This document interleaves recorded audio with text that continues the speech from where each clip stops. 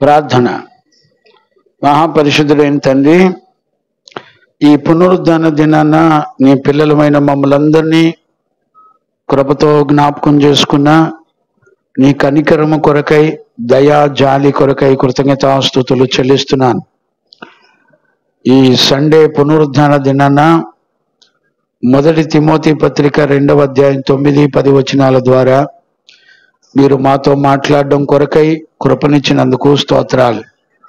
నీ శక్తి కలిగిన బలమైన స్వరాన్ని వినున్నట్లుగా కృప దయచేయండి నాయనా. గ్రహించుకునే మంచి మనస్సాక్షిని దయచేయండి. సాతాను చేస్తున్న యుద్ధాలలో మేము ఆ యుద్ధాలను గ్రహించుకొని దేవుని వాక్య పక్షముగా, విశ్వాస పక్షముగా నిలబడినట్లుగా కృప దయచేయండి. వాక్యం వింటున్న నీ ప్రియ బిడ్డలందరినీ దర్శించండి. ప్రతి ఆటంకాలన్నిటినీ తొలగించండి. నీ వాక్కును ధారాళంగా మాట్లాడి నీ ప్రజలకు ఆలోచన కలుగ చేయండి. నీ సత్యమును గ్రహించున్నట్లుగా కృప దయచేయండి. నీ నామ ఘనత కొరకై ఈ ఉదయకాలంలో మీరు మాతో మాట్లాడి బలపరిచినందుకు కృతజ్ఞతాస్తుతులు చెల్లిస్తూ ఈ పరిచర్యల వలన కలిగిన మహిమ, ఘనత, ప్రభావములన్నీ మీరే పొందినందుకు కృతజ్ఞతాస్తుతులు చెల్లిస్తూ యేసు నామములో అడిగి పొంది ఉన్నాము తండ్రి, ఆమేన్. ప్రార్థన ఆలకించి కృపనిచ్చిన యేసయ్యకు స్తోత్రము చేయుదము. స్తోత్రం, స్తోత్రం, స్తోత్రం, స్తోత్రం. తండ్రి, కుమార, పరిశుద్ధాత్మ దేవునికి స్తోత్రము చేయుదము. స్తోత్రం, స్తోత్రం, స్తోత్రం, స్తోత్రం, స్తోత్రం. ఆమేన్.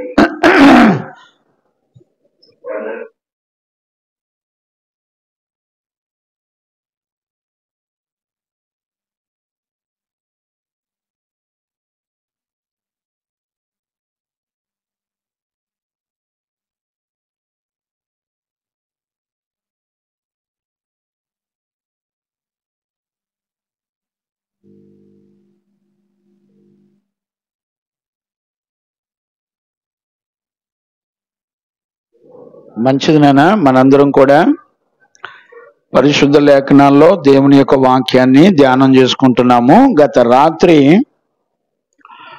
మరి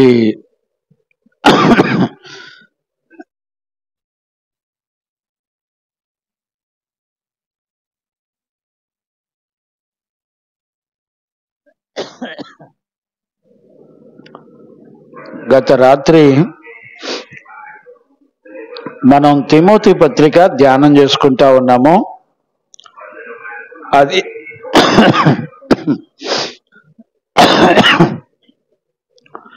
మనకు ఆ వాక్యం నేర్చుకోవడానికి మరి అనుకూలమైన పరిస్థితులు లేక మనందరం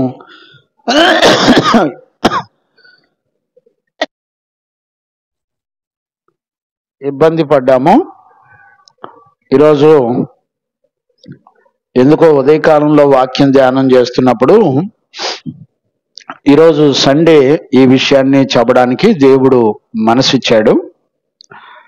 ఈరోజు ఉదయకాలంలో మనందరం కూడా దేవుని స్వరాన్ని వింటున్నాము.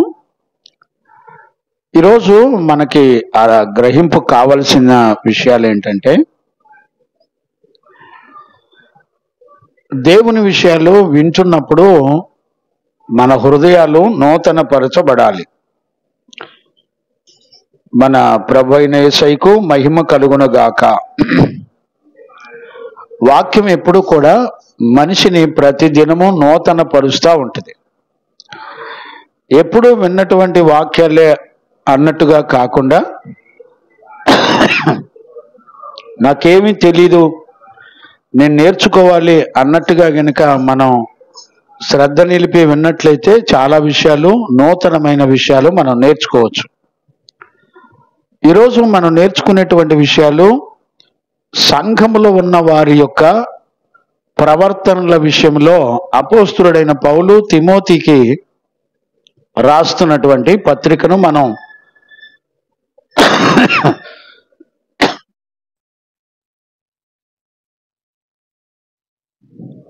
నేర్చుకుంటున్నాము. ఈరోజు చాలా ప్రత్యేకమైన విషయాలను మనం ప్రభు దగ్గర నేర్చుకుంటా ఉన్నాం. చూడండి, ఆ మాట మనం చదువుకుందాం. 1 తిమోతి పత్రిక 2వ అధ్యాయము 9-10 వచనాలు మనం చదువుకుందాం. మరియు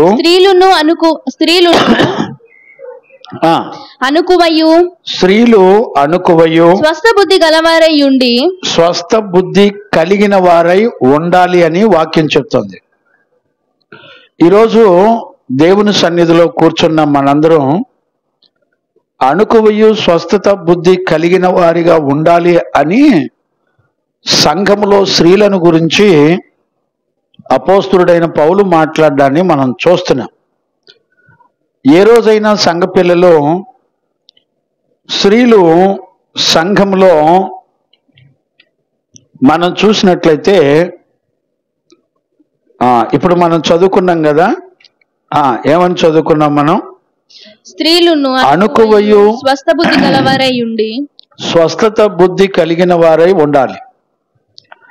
అనుదిన ప్రార్థనలో ఈ గుణ లక్షణాలు కావాలని అడిగే స్త్రీలు సంఘంలో అడిగి దేవుని సన్నిధిలో సంపాదించుకున్నటువంటి బిడ్డలు ఉంటారంటారా? అలా ఉంటే ధన్యులే. ఈ రోజున ప్రార్థనలు దేని కొరకు చేస్తున్నారో కూడా అర్థం కావట్లేదు. సంఘముగా సమాజములుగా కూడుకున్నప్పుడు దేని కొరకు మనం ప్రార్థనలు చేస్తున్నాం అనేది చాలా ప్రాముఖ్యమైనటువంటి విషయాలు. ఈ రోజున పునరుద్ధాన దినాన మనందరం సంఘంగా సమాజంగా కూడుకున్నాం.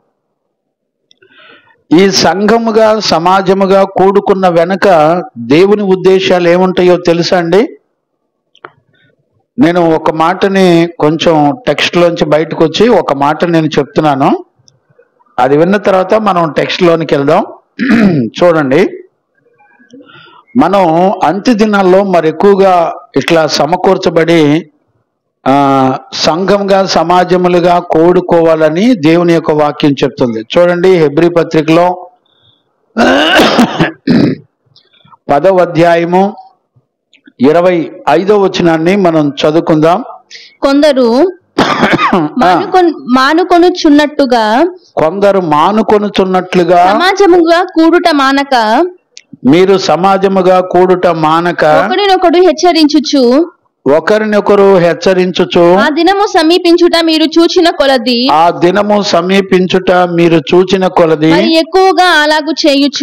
మరి ఎక్కువగా అలాగున చేయుచు ప్రేమ చూపుటకును సత్కార్యము చేయుటకును ఒకరినొకడు పురికొల్పవలెనని ఆలోచింతము. సత్కార్యములు చేయవలనని ఒకరినొకరు పురికొల్పవలనని ఆలోచింతము అనే మాట మనం చదువుతున్నాం. అపోస్తులుడైన పౌలు హెబ్రీ సంఘానికి రాస్తూ కొందరు మానుకుంటున్నారని రాశారు. సంఘంగా సమాజంగా కూడుకోవడం మానుకుంటున్నారట. మనకంటే నామకార్థ సంఘాలే నయం. వాళ్ళు ఎప్పుడు పడితే అప్పుడు కూడుకుంటున్నారు చక్కగా. ఈ రోజున మనకు అర్థం కాకుండా మోసపోయే పరిస్థితులను మనం జ్ఞానంగా అర్థం చేసుకోవాలి. సంఘముగా సమాజములుగా మనందరం కూడా కూడుకోవాలని రాయబడింది. కొందరు ఇలా సమాజాలుగా కూడుకోవడం మానేస్తున్నారంట. చూడండి, కొందరేమో ఉద్యోగాలను బట్టి మానేస్తారు, కొందరేమో చుట్టాలను బట్టి మానేస్తారు, కొందరు అనారోగ్యాలను బట్టి మానేస్తారు. వాళ్ళ ఇష్టం. నేనేమంటానంటే, సమాజములుగా కూడుకోవడం వెనక దేవుని సంకల్పం ఏముంటుందో మీరు గనక గుర్తుపడితే మీరు 24 గంటలు సంఘంగా సమాజంగా కూడుకోవటం మంచిదని అనిపిస్తుంది. చాలా మంది తెలిసిన వాళ్ళు కూడా మానుకుంటున్నారని రాశారు. కొంచెం ఓపిక పట్టండి. కొంచెం ఈ మాటను నేర్చుకుంటే మనకు మంచిదేమో, దేవుడు ఎందుకో మాట్లాడుతున్నాడు కనుక కొంచెం మనం గ్రహించుకోగలిగితే చాలా బాగుంటుంది. చూడండి, సంఘంగా సమాజంగా కూడుకొనుట మానక ఒకరినొకరు హెచ్చరించవచ్చు. నేనేమంటానంటే, కూడుకోవటం మానకుండా ఉండటానికంటే హెచ్చరించాలంట ఒకరినొకరు. ఇప్పుడు మీరు రాలేదనుకోండి, ఎవరైనా ఒకళ్ళు ఫోన్ చేసి నేను హెచ్చరిస్తే ఊరుకుంటారండి? నువ్వు కాదు ఇంకో పాస్టర్, నువ్వు కాదు ఇంకో సంఘానికి వెళ్తాం, నువ్వేమో పెద్ద లీడర్వా ఏంటి అనుకునేవాళ్ళు ఎక్కువ మంది ఉన్నారు. చూడండి, బతిలాడొచ్చు అని ప్రేమ చూపించి మాట్లాడొచ్చుగా, హెచ్చరికని ఎందుకు మాట్లాడాలి? చాలా మందికి సమాజములుగా కూడుకోవటం వెనుక ఉన్న ఉద్దేశం ఏంటో అర్థం కాదు. ఈరోజు సండే మనందరం కూడుకుంటాం, ఒకవేళ నెక్స్ట్ రోజు మరలా ఇలా కూటం ఉంది రండి అంటే రాగలుగుతారండి? కేవలం ఏంటంటే మానుకుంటారు అని రాశాడు. దీని వెనక ఏం జరుగుతుందో కొంచెం 21వ వచనం నుండి చదువునానా. దేవుని ఇంటి పైన మనకు గొప్ప యాజకుడు ఉన్నాడు గనుకను. ఇప్పుడు చూడండి, మనకి గుర్తుండవలసింది ఏంటంటే మనకి మొట్టమొదట ఒక మంచి యాజకుడు ఉన్నాడు. మనస్సాక్షికి దేవుని ఇల్లు అంటే మనమే ఆయన ఇల్లు, సంఘమే దేవుని యొక్క ఇల్లు. మనస్సాక్షికి కల్మషము తోచకుండునట్లు ప్రోక్షింపబడిన హృదయములు గలవారమును, ప్రోక్షింపబడినటువంటి హృదయములు కలిగిన వారమును, నిర్మలమైన ఉదకముతో స్నానము చేసిన శరీరములు గలవారునై ఉండి, నిర్మలమైన ఉదకముతో స్నానము చేసిన శరీరములు గలవారమై ఉండి, విశ్వాస విషయాలలో సంపూర్ణమైన నిశ్చయత కలిగి యథార్థమైన హృదయముతో మనము దేవుని సన్నిధానమునకు చేరుదము. దేవునికి మహిమ కలుగునగాక. దేవుని సన్నిధానానికి చేరాలి. దేవుని సన్నిధానానికి చేరాలంటే ఏమేం కావాలి? అందుకనే మన ప్రవర్తనలన్నిటిని గురించి పౌలు తిమోతికి, ఎఫెసీ సంఘానికి రాస్తున్నాడు ఆ పత్రికలు. చూడండి, దేవుని మందిరావరణంలో మొట్టమొదట మన ప్రధాన యాజకుడు, ఆయన దేవుని ఇంటి పైన నమ్మదగిన వాడు, మంచి యాజకుడు మనకున్నాడు. మన హృదయాలు ఎంత చక్కగా సిద్ధపడాలో చూడండి. నీకు రక్షణ సంబంధించిన సంపూర్ణమైన సంగతులన్నీ కూడా మనకు ఇవ్వబడిన మన ప్రధాన యాజకుని ద్వారా జరుగుతుంది. ఒక నీతిమంతుడైన దైవజనుడు నీకు తోడుండటం వలన ఖచ్చితంగా మనందరం కూడా రక్షించబడతామనేటువంటి విషయాలు మనం చూడవచ్చు. ఇక్కడ మన ఇంటి పైన గొప్ప యాజకుడు ఉన్నాడు. యాజకునికి చాలా గొప్పతనాన్ని దేవుడు ఇచ్చాడు, విలువనిచ్చాడు. నీతిమంతుడైన యాజకుడు మనకి మన కుటుంబాలకు అడ్డుపడకపోతే ఈ రోజున మన చరిత్ర భూమండలం మీద ఉండదు. నిజంగా నా కొరకు, నా రక్షణ కొరకు, నా కుటుంబం కొరకు ఎంతో మంది పరిశుద్ధులు దైవజనులు ప్రార్థించారండి. వారందరి ప్రార్థనలే నేటికి నన్ను కాపాడుతూ వచ్చాయి. ఈరోజు మనకు అర్థం కావాల్సింది ఏంటంటే ప్రోక్షించబడిన హృదయాలు, కల్మషము తోచకుండా. కల్మషం అంటే ఏంటి? కల్మషం అంటే మచ్చ, డాగు, వీటన్నిటిని అంటే దేవునికి విరోధమైన అపవిత్రత అని ఒక్క మాటలో చెప్పొచ్చు. ఈ కల్మషము శరీరానికి ఆత్మకు రెండింటికి అంటుతుందని రాయబడింది. 2వ కొరింథీ పుస్తకం 7వ అధ్యాయం 1-2 వచనాలు చదివితే అక్కడ రాయబడి ఉంటది. ప్రియులారా, మనకు ఈ వాగ్దానములు ఉన్నవి, ఈ వాగ్దానాలు మనకున్నాయి గనక దేవుని భయముతో పరిశుద్ధతను సంపూర్తి చేసుకోవచ్చు. చూడండి, దేవుని భయముతో పరిశుద్ధతను సంపూర్తి చేసుకొనొచ్చు, శరీరమునకును ఆత్మకును కలిగిన సమస్త కల్మషమును. చూడండి, శరీరానికి ఆత్మకి రెండిటికి కల్మషం కలుగుతుందట. వాటన్నిటి నుండి విడిపించబడ్డానికి మనమే ఆలోచన నిర్ణయాలన్నీ తీసుకోవాలి. కల్మషం తోచకుండానట్లు మనమే చేసుకుందాము. అంటే పరిశుద్ధతకు నెంబర్ 1 ఆటంకం ఏదైనా ఉందంటే కల్మషం. అంటే దేవుని మందిరానికి వచ్చేటప్పుడు ఏమాత్రం కల్మషం లేకుండా ప్రోక్షించబడిన హృదయాలంటే అర్థం ఏంటంటే దేవుని అభిషేకము చేత నింపబడిన హృదయాలు కలిగిన వారిగా మనం నడిపించబడాలి.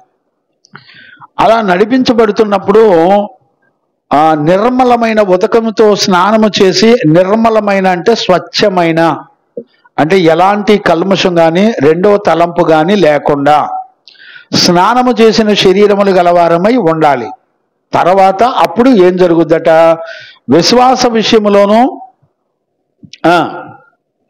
22వ వచనం.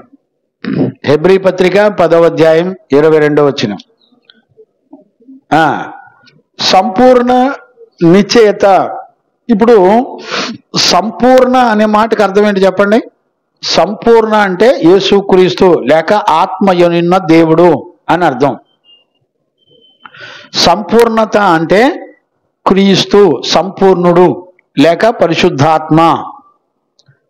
మనం విశ్వాస విషయంలో సంపూర్ణతకు రావాలంట.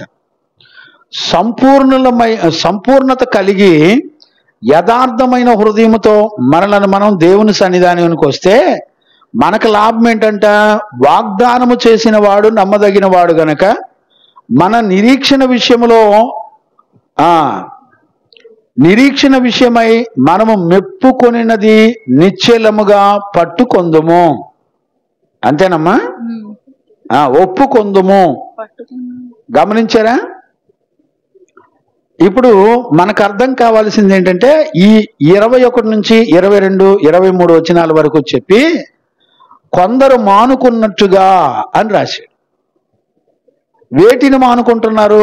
మన ప్రధాన యాజకుడు, మన ఇంటిలో నమ్మదగిన యాజకుడిని కోల్పోతున్నారు. రెండవది, ప్రోక్షించబడిన హృదయాలు నష్టపోతున్నారు, పరిశుద్ధతను నష్టపోతున్నారు, కడగబడిన జీవితం పోగొట్టుకుంటున్నారు, విశ్వాస విషయాలలో ఆత్మ కలిగించే సంపూర్ణతలోనికి రాలేకపోతున్నారు. గమనించారండి? అందుకనే వాగ్దానం చేసిన దానిని మనం పొందలేకపోతున్నాం. చూడండి ఎన్ని నష్టాలు కలుగు. వీటన్నిటిని మానుకుంటున్నారట. ఇవన్నీ ఎక్కడుంటాయంటే సహవాసంలో ఉంటాయి. ఇప్పుడు ఇంట్లో పిలిచి, అయ్యా మా ఇంట్లో వారానికి ఒకరోజు కూటమి ఏంటి, దైవజనుని డబ్బులతో కానుకలతో కొలవద్దు. మరలా చెప్తున్నాను, దైవజనులని డబ్బులతో కానుకలతో కొలవద్దు. మీరు కానుకలు ఇస్తే సంఘంలో బిడ్డలు దైవజనుని ఇంటికి వస్తే కానుక ఇలాంటివి పెట్టుకోమాకండి. ఉంటే ఇవ్వచ్చు, లేకపోతే వదిలేయచ్చు. ఉపదేశం ద్వారా నా ఇల్లు నేను కడగబడాలి, నేను కూటం పెట్టుకొని చుట్టుపక్కల ఇళ్ల వాళ్ళందరినీ పిలిపించుకోవాలి, లేదా మా ఇంటి దగ్గర వీధిలో కూటం పెట్టుకోవాలని అడిగేవాళ్ళు ఉంటారండి. ఎందుకంటే సంఘంగా సమాజంగా కూడుకోవడంలో ఇన్ని ఆశీర్వాదాలు ఉన్నాయి. విశ్వాస విషయాల్లో సంపూర్ణమైన ఆత్మ నిశ్చయత కలిగిన వారుగా ఉంటాం. సంపూర్ణమైన అనే మాటకి తండ్రి, కుమార, పరిశుద్ధాత్మ అని అర్థం. అంటే త్రిత్వమయ్యున్న దేవుడు కలిసి ఉంటాడు అక్కడ. సంపూర్ణతలో ముగ్గురు కలిసి ఉంటారు. గుర్తుపెట్టుకోండి. విశ్వాస విషయాలలో సంపూర్ణత. సంపూర్ణుడు యేసుక్రీస్తే. చూడండి చక్కగా మంచి మనస్సాక్షికి కల్మషం తోచకుండా ఉండేటువంటి సహవాసం ఇది. మీరు ఆలోచించండి. వాగ్దానం చేయబడిన అంటే అర్థం ఏంటో తెలిసిన? మీరు అపోస్తుల కార్యాల్లో 38 నుంచి చదవండి, 2వ అధ్యాయం. 2 మాటలు చెప్పి నేను ముందుకు వెళ్ళిపోతాను. నేను అసలు టెక్స్ట్ లోకి వెళ్దాం. పేతురు మీరు మారు మనసు పొంది పాపక్షమాపణ నిమిత్తము ప్రతివాడు యేసుక్రీస్తు నామమున బాప్తిస్మము పొందుడి. అప్పుడు మీరు పరిశుద్ధాత్మను వరము పొందుదురు. ఇప్పుడు చూడండి, ఆత్మ యొక్క ప్రత్యక్షత ఎవరికి? మారు మనసు పొందిన వాళ్ళకి. అంటే నువ్వు మారు మనసు పొందావంటానికి రుజువేంటి? పరిశుద్ధాత్మ అభిషేకం, కృపావరాలు, ఆత్మ ఫలాలు. ఈరోజు నేను అడుగుతున్నాను, ఈ విషయాలు మన దగ్గర ఉన్నాయండి? అంటే పరిశుద్ధాత్మ చేత నింపబడ్డం అనేది, ఆత్మ చేత నడిపించబడ్డం అనేది మారు మనసు పొందిన వాళ్ళకి. అంటే ఒకవేళ వాగ్దానం చేయబడిన పరిశుద్ధాత్మను కనుక మీరు పొందుకోకపోతే మనకింతవరకు మారు మనసు లేదని అర్థం. ఇప్పుడు మారు మనసు లేనోళ్ళు సంఘముగా సమాజములుగా కూడుకోవటం వాళ్ళకి ఇష్టం ఉండదు. దైవజనుడిగా నేనేమని చెప్తున్నానంటే, మీ ఇంటి ముందుల చుట్టుపక్కల వాళ్ళందరినీ పిలిచి వీధి కూటాలు పెట్టించండి. పుట్టినరోజులకి, పెళ్లి రోజులకి, దినాలకి, తద్దినాలకి కాదు. మా వీధుల్లో అనేక మంది సత్యాన్ని తెలుసుకోవాలని వీధి కూటాలు పెట్టించుకోండి, మంచిది కదా. సంఘంగా సమాజములుగా కూడుకోవాలి. రోడ్డు మీద పెట్టించండి, చక్కగా పరదాలు వేయండి, రోడ్ల మీద కోటాలు పెట్టించండి. ఒక్కళ్ళు కూడా రారు, మనం పెడితే ఎవరు రారు. ఎందుకని? రాత్రి ఒక అరగంట టైం ఇవ్వండి అయ్యా, కొంచెం మాకు ముందు తెలిస్తే టైం ముందుగా పెట్టుకొని ముగించేవాళ్ళమని రిక్వెస్ట్ చేశానండి. దైవ స్వరూపి సహవాసం వాళ్ళు రాత్రి ఇక్కడ కూటం పెట్టారు. రిక్వెస్ట్ చేసిన 10 నిమిషాల ముందలే అడావుడాడోడుగా పాటలు పెట్టి 9:20 వరకు పాటలు పాడుతూనే ఉన్నారండి. మరి వాళ్ళకున్న ధైర్యం ఎంత గొప్పదో. అంటే మాది పెద్ద సంఘం అనేమో, మాది పెద్ద సంఘం, మాది వేల మంది సంఘం అనేమో. బిడ్డలారా, ఒక తోటి దైవజనుడు రిక్వెస్ట్ చేసుకున్నప్పుడు కనీసం 5 నిమిషాలు ఆగలేకపోతున్నారు.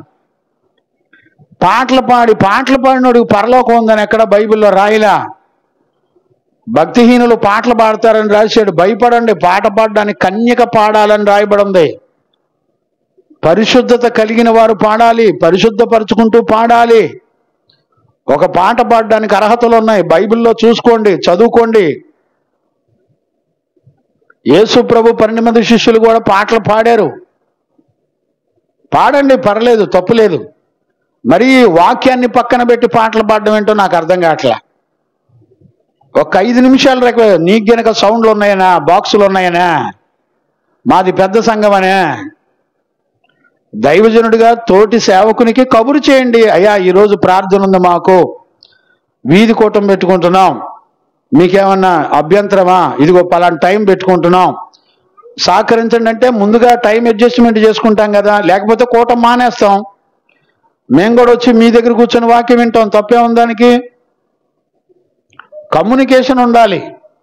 మర్యాదపూర్వకంగా ప్రేమపూర్వకంగానే చెప్తున్నాను. నేనేదో ద్వేషంతో చెప్పట్లా, ప్రేమతో చెప్తున్నాను. ఒకరినొకరు సహకారం కలిగి ఉండండి. వాక్యానుసారంగా తేడా ఉంటే గద్దించండి, సరి చేసుకుందాం, తప్పే ఉందానికి. కనుక దయచేసి సంఘాలు కలిగినటువంటి సేవకులైనా విశ్వాసులైనా సహకారంగా ఉండండి. మనమేం పోటీ పడ్డాని కాదు. ఈ రోజున బయట అన్ని జనులు కూలోడికి ఒక 30,000 జీతం ఇస్తాంరా, బైబిల్ చదివి వాక్యం చెప్పంటే బొచ్చెడు మంది ఉన్నారు చెప్పేవాళ్ళు. నేనైనా సరే వాక్యం చెప్పడం గొప్పతనం కాదు, దీన్ని వివరించడం గొప్పతనం కాదు, అది భక్తి కాదు. కూలోడికి డబ్బులు ఇస్తే ఉద్యోగం చేసేవాడు పెన్షన్లు తీసుకొని రిటైర్డ్ అయిపోయి వయసు అంతా అయిపోయిన తర్వాత వృద్ధాప్యంలో పెన్షన్ తీసుకొని సంఘాలను కట్టి దుర్బోధలు బోధించి నాశనం చేసేవాడు బొచ్చిన మంది ఉన్నారు. ఆడికి డబ్బులు ఇస్తే చక్క కూలికి బోధించే కాపర్లు కుప్పలు ఉన్నారు. ఒక విషయాన్ని మీరు ఖచ్చితంగా గమనించండి. దేవుడు ఒక వ్యక్తిని శిష్యుడిగా ఎన్నిక చేసుకున్నాడంటే అతనికి ఒక క్వాలిఫికేషన్ ఉండాలి, ప్రతిష్ట కలిగిన జీవితం ఉండాలి. బైబిల్ చదవండి. ఎవరు పడితే వాళ్ళు సేవకులు కాదు.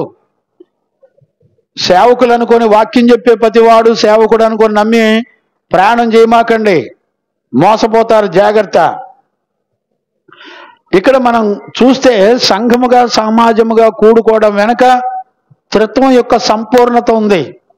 కల్మషం తోచకుండా పరిశుద్ధపరచబడేటువంటి జీవితం ఉంది. మనకి మంచి ప్రధాన యాజకుడు ఉన్నాడు. విశ్వాసం యొక్క సంపూర్ణత ఉంది, ఆత్మ యొక్క స్థిర నిశ్చయిత ఉంది, నిరీక్షణ ఉంది. వీటన్నిటిని ఎక్కడ దొరుకుతాయంటే ఎప్పుడైతే మనం సంఘంగా సమాజంగా కూడుకుంటామో అక్కడ దొరుకుతాయి.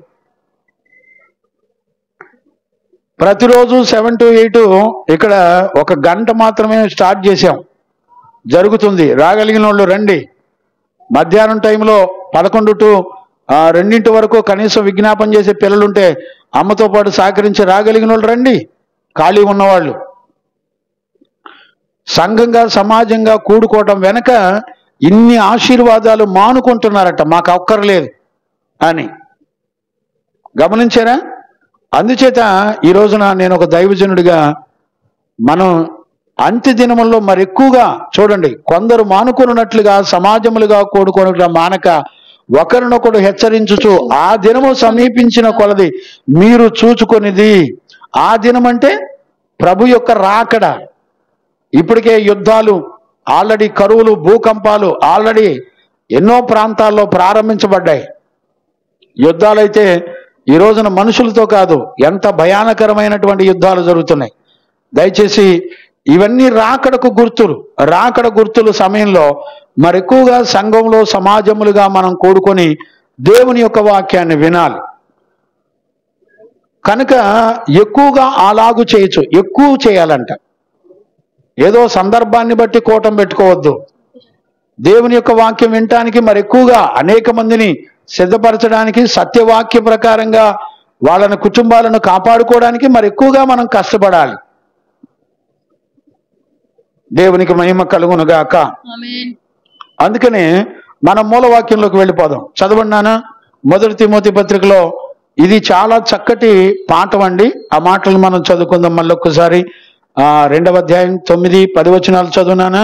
మరియు స్త్రీలును అనుకువయ్యు స్వస్థ బుద్ధి గలవారై ఉండి తగు మాత్రపు వస్త్రముల చేతనే గాని. సంఘములో ఖచ్చితంగా మనం తగుమాత్రపు వస్త్రములతోనే గాని, జడలతోనైనను బంగారముతోనైనను ముత్యములతోనైనను మిగుల వెలగల వస్త్రములతోనైనను అలంకరించుకొనక. చూడండి, ఈ వస్తువులు అలంకరణకు గుర్తు. ఈ వస్తువులు పేర్లు ఎత్తి దేవుడు మనతో మాట్లాడి అలంకరణకు గుర్తు అని రాశాడు. ఒక వస్తువు యొక్క విలువ ఏంటంటే అది నిన్ను అలంకరిస్తుంది. దైవభక్తి గలవారమని చెప్పుకున్నటువంటి స్త్రీలు ఎప్పుడు కూడా అలంకరణ విషయాల్లో మన జీవితాల్లో చాలా తగుమాత్రపు వస్త్రములతోనే ఉండాలి. జడలతోనైనను తలను విర్రబూసుకోవటం కానీ జడలతో కూడా అల్లుకోకూడదు. మీరు గుర్తుపెట్టుకోండి, మీరు బయట మాంత్రికులు కూడా అల్లుకుంటారు. మాంత్రికులు జడలు అల్లుతారు చూసారా? మాంత్రికులు ముగ్గులు వేస్తారు చూసారా? మనం చాలా జాగ్రత్తగా ఉండాలి. అన్యజనులు చేసినట్లుగా మనం చేయకూడదు. అందుకని గత రాత్రి నేను యెషయా పుస్తకంలో కూడా నేను చదివించాను. 2వ అధ్యాయం 6, 7 వచనాల్లో యాకోబు వంశస్థులు అన్యజనులతో కలిసిపోయి వారి సాంప్రదాయములు, వారి మంత్ర ప్రయోగముల చేత వారు నడిపించబడేటప్పుడు దేవుడు వారి దేశాన్ని విడిచిపెట్టి వెళ్ళిపోయాడంట. ఏ సంఘములో అయితే స్త్రీలు, పురుషులు, కుటుంబాలు ఇలాంటి అలంకరణకు సంబంధించినటువంటి విషయంలో దేవుని భయం లేకుండా ప్రవర్తిస్తే దేవుడు మిమ్మల్ని విడిచిపెట్టి వెళ్ళిపోతాడు. మీరు చదువుకోండి. మీరు చదువుకోకపోతే నేనేం చేయలేను. గ్రహింపు దేవుడు మీకు ఇవ్వట్లేదంటే మిమ్మల్ని విడిచిపెట్టేశాడని భయపడండి. దేవుని వాక్యం అర్థం కాకుండా మన స్వనీతిని ఆధారపడి జరిగించుకుంటే మాత్రం వ్యర్థమే. వస్త్రాల విషయంలో దేవుడు ఎందుకు మాట్లాడంటే, వస్త్రాలు మనకి ఎలాంటి అలంకరణను ఇస్తాయో శారీరకంగాను ఆత్మీయంగాను మనందరం కూడా గుర్తుపట్టాలి.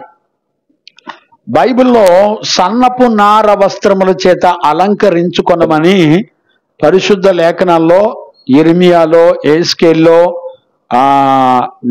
లేవి పుస్తకంలో చాలా సందర్భాల్లో రాయబడ్డాయి. నేను సమయం లేదు కనుక నేను ముందుకు వెళ్తూ ఈ మాటలు చెప్తున్నాను. కనుక మనందరం సిల్కు, కాటన్ మిక్స్ చేయబడిన వస్త్రాలు కూడా వాడకూడదు.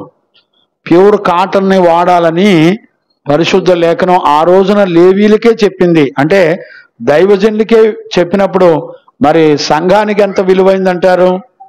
కాబట్టి మనం ప్రకటన పుస్తకంలో గత రాత్రి మనం చదువుకున్నాం. ప్రకటన పుస్తకం 19వ అధ్యాయం 8వ వచనాన్ని ఒకసారి మనం చదువుకొని గుర్తు చేసుకొని ముందుకు వెళదాం. మరియు ఆమె ధరించుకొనుటకు ప్రకాశములను, ఆమె ధరించుకొనుటకు, ఆమె అంటే సంఘము. పైన మీరు వచనాలు చదువుకోండి. 7వ వచనం 6వ వచనం నుండి మీరు చదువుకుంటే మీకు అర్థమవుతుంది. తర్వాత ఖాళీ ఉన్నప్పుడు ఇంటి దగ్గర చదువుకోండి. ఆమె అంటే దేవుని యొక్క సంఘమును గురించి మాట్లాడుతున్నటువంటి విషయాలు. ఆమె ధరించుకొనుటకు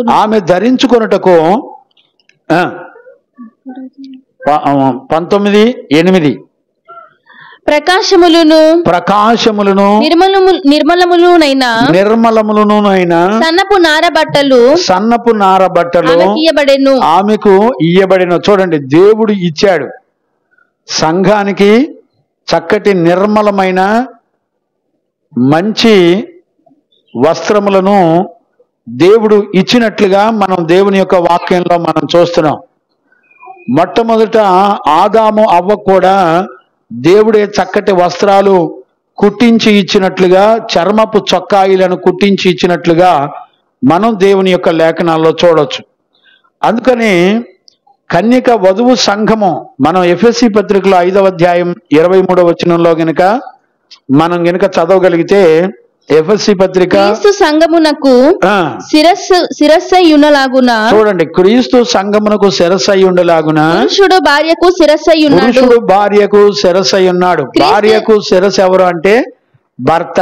అలాగే సంఘానికి శిరస్సు ఎవరు అంటే యేసుక్రీస్తు. సంఘము ఒక స్త్రీతో పోల్చబడింది గనుక అలాగే అక్కడే ఎఫెసీ పత్రిక 1:23 కూడా చదువునాను.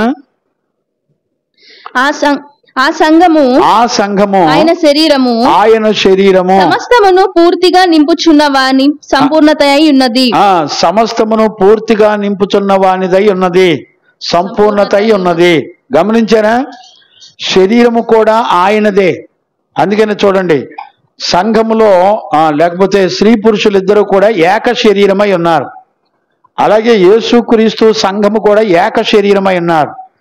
ఆయన భార్య అంటే ఆయన సంఘము, ఆయన భార్య అంటే ఆయన మనలను ప్రధానం చేసుకున్నాడని రాయబడింది.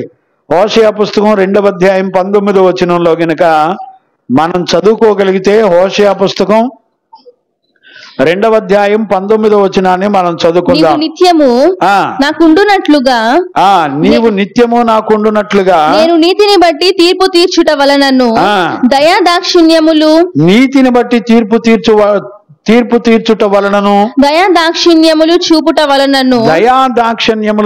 వలనను నిన్ను ప్రధానము చేసుకొంటిని. గమనించారా? ఆయన ఎప్పుడైతే తీర్పు తీర్చేవాడిగా కనికరమును, ప్రేమను, దయను చూపిస్తున్నాడో దానిని బట్టి మనలను ప్రధానం చేసుకున్నట్లుగా మనం చూడొచ్చు. అంటే ఆయన భార్యకి వస్త్రాలు ఎవరిస్తున్నారు అంటే దేవుడు ఇస్తున్నాడు. ఏ వస్త్రాలు ఇస్తున్నాడు? పరిశుద్ధ అలంకరణ వస్త్రాలు, శారీరకంగా కాటన్ వస్త్రాలు, సన్నపు నార వస్త్రములు యేసుక్రీస్తు ధరించుకున్నట్లుగా, దేవదూతలు ధరించుకున్నట్లుగా, పరిశుద్ధ లేఖనాల్లో పరిశుద్ధులు సన్నపు నార వస్త్రాలు ధరించుకున్నట్లుగా ప్రకటన గ్రంథంలో రాయబడింది. అనేక సందర్భాల్లో ప్రకటన గ్రంథంలో పరిశుద్ధులంతా కూడా తెల్లని నార వస్త్రములు ధరించుకున్నట్లుగా రాయబడింది. గమనించారా? 12 మంది శిష్యులు కానివ్వండి, యేసు ప్రభు కానివ్వండి, ఆయన దగదగ మెరిసే సన్నపు నార వస్త్రములు ధరించుకొని ఉండెను, ఆయన వస్త్రములు తెల్లగా మెరిచుండెను అని సువార్తల్లో కూడా రాయబడి ఉంది. గమనించారండి? కాబట్టి సంఘానికి, సంఘములో చేర్చబడిన స్త్రీలైనా పురుషులైనా వాళ్ళకొక ప్రత్యేకమైన వస్త్రధారణను దేవుడు ఇచ్చాడు. తగుమాత్రపు అనే మాటకి చక్కటి అర్థాలు నేను గత కాలంలో చెప్పాను. అవన్నీ మీకు అర్థమైనాయి అని నేను అనుకుంటున్నాను. సభ్యత, మర్యాద, వినయము, సౌమ్యత, గౌరవప్రదమైన అనే పదాలు వస్తాయి. ఈ రోజున ఆ మాటలకు అర్థం తగుమాత్రపు అంటే కొంచెం కొంచెం అని చెప్పుకుంటున్నారు. కొంచెం ఒక ఉంగరం ఉందనుకోండి, ఒక చైన్ ఉందనుకోండి, 2-3 చైన్లు వేసుకోకూడదు కానీ ఒక చైన్ వేసుకోవచ్చు అంట. ఈ దుర్బోధలు, ఎంత చక్కటి తీయటి దుర్బోధల చేత ప్రజలను ఎలా మోసం చేస్తున్నారో చూడండి. కనీసం మాటలకు అర్థం కూడా, అక్కడ రాయబడిన వాక్యానికి ఆ మాటల అర్థం కూడా గ్రహించే వాళ్ళు లేరు. గమనించారా? అందుచేత స్త్రీలు అణుకువ కలిగి ఉండాలి, స్వస్థ బుద్ధి కలిగి ఉండాలి, చక్కటి తగుమాత్రపు గౌరవప్రదమైనటువంటి వస్త్రాలు ధరించుకోవాలి. చూడండి, ఈ రోజున చాలా మంది సేవకులు కానీ, సేవకురాళ్ళు కానీ, లేకపోతే సేవకురాళ్ళు కాదు లేదండి, విశ్వాసం కలిగిన తల్లులు కానివ్వండి, సంఘంలో మందిరానికి వచ్చేటప్పుడే తెల్లని వస్త్రాలు, ఏదైనా బయటికి వెళ్ళేటప్పుడు ఇక మొత్తం రంగు వస్త్రాలే. మనసు మార్చుకున్నారు. వాళ్ళకున్న ధైర్యం ఎంత గొప్పదో. వాళ్ళకి ఏమాత్రం కూడా నిజంగా ఇంకో విషయం చెప్పనా, రేపు రాబోయే దినాల్లో ఈ తెల్లని వస్త్రాలను బట్టి నిన్ను గుర్తుపట్టి చంపేస్తారు. నువ్వు హతసాక్షి అయితే ధన్యురాలు అవుతావు, ధన్యుడు అవుతావు. ఎందుకంటే తెల్లని వస్త్రాలు వేసుకున్న వాళ్ళు పాస్టర్లను గుర్తుపడుతున్నారు ప్రజలంతా కూడా. ఇక ఆర్ఎస్ఎస్, బీజేపీ, బజరంగ దళ్ వీళ్ళంతా కూడా అన్ని జనులు దేవునికి విరోధంగా పనిచేసే వాళ్ళంతా కూడా కులాలు మతాల మీద ఆధారపడి బతికే వాళ్ళంతా కూడా ఈ తెల్లని వస్త్రాలు వేసుకున్న వాళ్ళంతా పాస్టర్లని అడిగి మరీ కొడుతున్నారు. గుర్తుపెట్టారా? వస్త్రాలను బట్టి కూడా దేవునికి మహిమ తెచ్చుకునేటువంటి దేవుడు ఆయన. ఇప్పుడు ఈ తెల్లని వస్త్రాలు వేసుకుని సినిమా థియేటర్ల దగ్గర నుంచోగలవా? ఈ తెల్లని వస్త్రాలు వేసుకొని ఎక్కడ పడితే అక్కడ రకరకాల హోటల్లో ఉండగలమా? చెప్పండి. అందుకని దేవుని కొరకు ప్రత్యేకమైన జీవితం చేసేవాళ్ళు ప్రత్యేకమైన వస్త్రాలు ధరించుకొని వెళ్ళాలి. మా దైవజనుడు, నీతివంతుడైన దైవజనుడు, సేవకుడు మాతో ఏం చెప్పాడు తెలిసిన? వర్షాలు పడుతుంటే కొంచెం ఆడపిల్లలు కొంచెం ఆ చెంగు కొంచెం పైకి లాక్కొని నడిచారండి. మా దైవజనులు చూసి ఎలా గద్దించాడంటే, వస్త్రాలు మురికైతే 1-2 సార్లు ఉతుక్కో, ఆడపిల్లల కాళ్ళు కనపడేటట్టు వస్త్రాలు పైకి లాక్కొని నడవచ్చా? ఇది దేవుని మందిరం అని తెలీదా అని గద్దించాడు. సంఘంలో నిలబెట్టి గద్దించాడు. ఏమండి, అలా మిమ్మల్ని గద్దితే వస్తారండి? రారు. నేను మా దైవజనులను వెంబడించినప్పుడు ఎన్ని గద్దించినా, ఎన్ని రకాలుగా హీనపరిచి మాట్లాడినా కూడా సంఘాన్ని, పరిశుద్ధుల్ని మేము ఎన్నడూ వదిలిపెట్టలే. గమనించారా?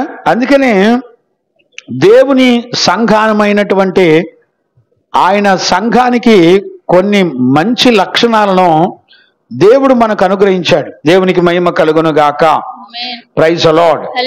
ఇప్పుడు చూడండి, అలాగే బబులోను స్త్రీని గురించి కూడా ఒక మాట నేను జ్ఞాపకం చేసి మన వెండి బంగారాల దగ్గరికి వెళ్దాం. చదవండి నాన్న. 17వ అధ్యాయము, ప్రకటన పుస్తకం 17వ అధ్యాయము. వాస్తవానికి 1 నుంచి 7 వచనాల వరకు చదువుకోవచ్చు. మనం 4వ వచనం వరకు చదువుకుందాం. 4-5 చదువునానా?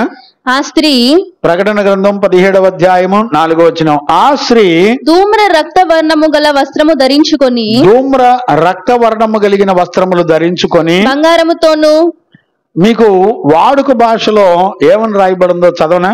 ఉందా నీ దగ్గర యాప్? వాడుక భాషలో ఏమని రాయబడిందో నేను చదువుతాను, వినండి. నిజంగా చాలా ఆశ్చర్యపోతారు.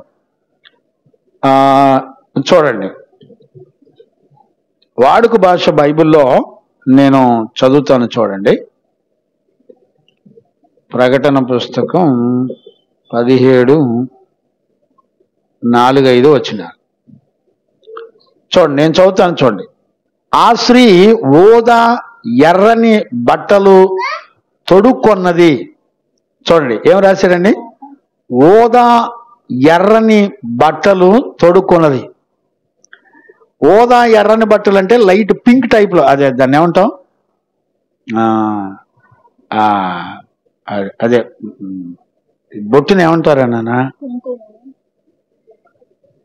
దాన్ని ఏదో అంటారు నాన్న, నాకు అబ్బా. సింధూరం. Right, good. సింధూరం అంటారు. సింధూరం కలర్. ఊదా ఎర్రని బట్టలు తొడుకొని, బంగారం, విలువైన రాళ్ళు, ముత్యాలు ఆమెకు అలంకారం. ఈమె చేతిలో బంగారు పాత్ర ఒకటి ఉన్నది, అది అసహ్యమైన వాటితో, ఆమె వ్యభిచార సంబంధమైన మాలిన్యముతో నిండి ఉన్నది. ఆమె నొసట ఈ పేరు రాసి ఉంది: రహస్యం, మహాబబులోను వేశ్యకు, భూలోక అసహ్యమైన వాటికి తల్లి. ఏమన్నా అర్థమై ఉంటుందండి? ఈ బబులోని వేశ్య ఎలాంటిదంటే తల్లి అని రాయబడం. మీరు గుర్తుపట్టారా? ఎర్రని వస్త్రాలు, ధూమ్ర రక్త వర్ణములు కలిగినటువంటి వస్త్రాలు వేసుకుంటారంట. అంటే బాగా కంటికి సైట్ అయ్యే రంగులు వాడతారు. ఈ స్వభావం ఎవరిది? ఈ స్వభావం ఎవరిదంట? ఒక వేశ్యతో సమానంగా బబులోను వేశ్య అని మాట్లాడి, ఇది ఒక తల్లి అంట. ఎవరెవరికి తల్లి బబులోను వేశ్య? వెండి బంగారాలు, ఎర్రని వస్త్రాలు, రంగుల వస్త్రాల చేత అలంకరించుకున్న వాళ్ళకి బబులోను వేశ్య ఒక తల్లి అని రాయబడి ఉంది. వాడుక భాషలో ఎంత చక్కగా రాయబడి ఉంది. ఇంకా ఆర్సిఎం బైబిల్ అయితే ఇంకా అద్భుతంగా రాయబడి ఉంది. నాకు చదవటానికి టైం లేక నేను ముందుకు వెళ్తున్నాను. ఆర్సిఎం బైబిల్ కూడా చదవండి, వాడుక భాష బైబిల్ చదవండి, ఆర్సిఎం బైబిల్ చదవండి. ఈ రెండిట్లో పదాలు చాలా కఠినంగా హై స్టాండర్డ్లో రాయబడింది, మన తెలుగు బైబిల్ కన్నా కూడా. మీరు ఈ రెండు కూడా కొనుక్కొని దగ్గర పెట్టుకొని మరీ చదవండి, చాలా మంచిది. చాలా లోతైన విషయాలు కూడా మనకు అర్థమవుతాయి. దేవునికి మహిమ కలుగునుగాక. Praise the lord. హల్లెలూయా. ఇప్పుడు చూడండి ఏమని చెప్పబడింది, ఈ బబులోను వేశ్య అని రాయబడింది. ఇంకా నేను ఒక మాట జ్ఞాపకం చేస్తాను చూడండి. ఇర్మియా పుస్తకంలో 51వ అధ్యాయం 7వ వచనాన్ని కూడా మనం చదువుకోవచ్చు. ఇర్మియా పుస్తకం 51వ అధ్యాయం 7వ వచనాన్ని చదువునానా? బబులోను యెహోవా చేతిలో, బబులోను యెహోవా చేతిలో సర్వభూమికి మత్తు కలిగించు, సర్వభూమికి మత్తు కలిగిస్తూ బంగారు పాత్ర అయి ఉండెను. చూడండి, బంగారపు పాత్ర అయి ఉందంట. చూడండి, బంగారము అనేది ఒక మత్తు. అది బబులోను స్త్రీ యొక్క తల్లి. బంగారము చేత అలంకరణ అనేది దేవుని పిల్లలకు అనుకూలమైనది కాదు. నేనేమంటానంటే మనకిష్టమైన దాని గురించి చెప్తే మన మనసుకు నచ్చదండి. అందుకనే ఈ బబులోను వేశ్య అనేది ఒక బంగారు పాత్రతో పోల్చాడు. అంటే వేశ్యతో పోలుస్తుంది దేవుని యొక్క వాక్యం. మనకి మనస్సాక్షి ఉండదులేండి. నాకు తెలిసి మన మనస్సాక్షి ఎప్పుడో చచ్చిపోయి ఉంటుంది. మనస్సాక్షి పనిచేయదండి. దేవుడు మన జీవితంలో అద్భుతం చేశాడు. ఏంటిది అంటే మనస్సాక్షిని పెట్టాడు. మనస్సాక్షి దేవుని వాక్యం అయి ఉన్నట్టుగా పనిచేస్తుంది. దేవునికి విరోధంగా పనిచేసేటప్పుడు మన మనస్సాక్షి ఖచ్చితంగా మనల్ని గద్దిస్తూ ఉంటుంది. ఈ రోజున చాలా మంది విశ్వాసుల్లో మనస్సాక్షి చచ్చిపోయింది, అంటే పని చేయట్లా.